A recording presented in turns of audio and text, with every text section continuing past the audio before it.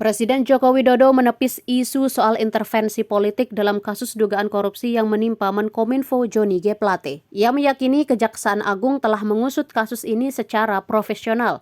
Hal tersebut disampaikan Jokowi menjelang keberangkatannya ke Jepang untuk menghadiri undangan dari G7 di Lanut Halim Perdana Kusuma, Jumat 19 Mei 2023. Presiden Jokowi mengatakan pemerintah menghormati proses hukum kasus yang menimpa anak buahnya itu.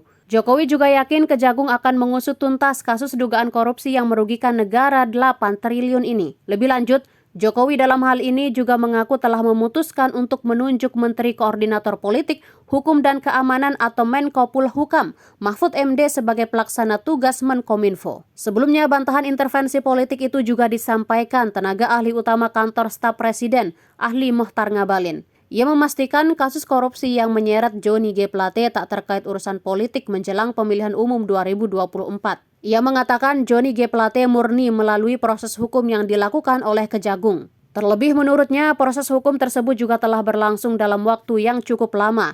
Sebelumnya, Kejagung telah menetapkan Johnny G. Plate sebagai tersangka kasus korupsi pengadaan Tower Base Transceiver Station atau BTS 4G, Rabu 17 Mei 2023. Penetapan tersangka terhadap Johnny G. Plate ini terkait wewenangnya sebagai pengguna anggaran dan posisinya sebagai menteri.